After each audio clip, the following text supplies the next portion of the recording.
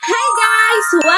Welcome back to my YouTube channel. Alam ko, mahilig ka rin mag-TikTok kagaya ko and marami ka nang na-order sa TikTok. So ngayon guys, alam niyo ba yung tinatawag na TikTok Pay Later dito kay TikTok? So ngayon guys, i-share ko sa inyo kung ano ba yung TikTok Pay Later na yan. Dito kay TikTok Pay Later, umaabot ang credit limit up to 50,000 pesos. Wow!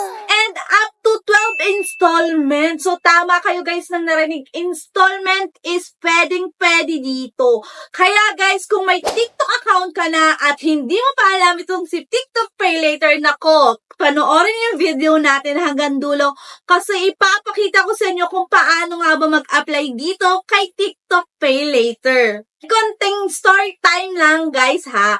Kasi dito nung unang apply ko kay TikTok Pay Later is hindi po niya ako na-approve. So rejected ako sa madaling sabi guys. Pero sabi nga, try and try until you approve. Kaya naman guys, hindi ko to tinigilan si TikTok. Doon sa unang apply ko is nag-apply ako noong August 23. And guys, alam nyo ba, after 1 month uli kayo pwedeng mag-apply sa kanya. So, inintay ko muna yung September 23 and happy to say guys na na-approve na tayo. And alam nyo ba guys, ang taas na agad ng credit limit na binigay niya sa akin. Kaya naman guys, kung wala ka pang hawak na pera na pang order and meron ka ng gustong orderin na item, nako guys, tamang-tama itong TikTok Pay Later para sa'yo. If you want to learn more about this, just keep on watching. But before we continue guys, disclaimer lamang po, hindi po tayo agent or promoter ng any online lending application na ating nire-review dito sa ating YouTube channel. So kahit na po siya is TikTok o hindi siya online lending application, sinasabi ko po, hindi po tayo sponsor dito ni TikTok, pero baka naman TikTok, di ba? So guys, ito pong si TikTok Pay Later is a payment method that gives you flexibility to pay for your purchases over time. And no down payment needed, pay within 45 days, up to 12 installment, and fast approval.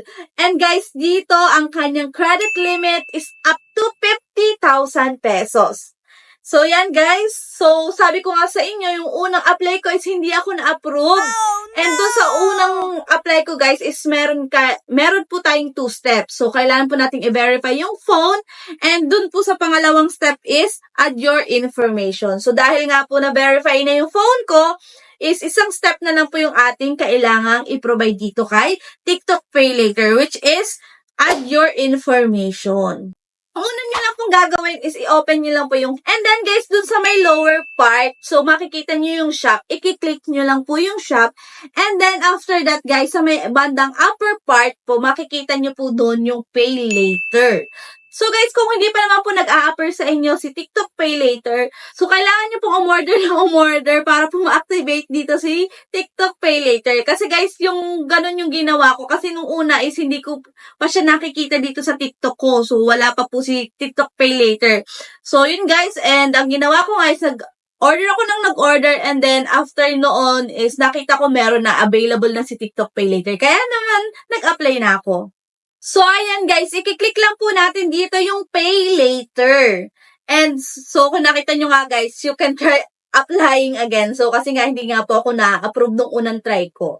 So, ayan guys, TikTok Pay Later credit limit up to 50,000 pesos. So, activate in 1 step. So, click lang po natin dito yung check my credit limit and then continue. Dahil nga po, verify na yung phone ko. So, ang next na po is yung aking information. So, i-click lang po natin dito yung continue. So, yan. And then, after that, guys, makikita na natin dito yung mga available IDs na pwede po natin gamitin. Merong 3 recommended IDs, which is PhilSys ID, PRC, and driver's license. Pero kung wala ka naman po ng mga recommended IDs, pwede naman po yung passport, UMID, and SSS. And then dito guys, kailangan po natin picturean yung ating ID and make sure po na malinaw yung ating makakapture na picture ng ating ID. No crop, no blur, no glare. Para po mas mapabilis po yung pag-approve sa atin, di ba?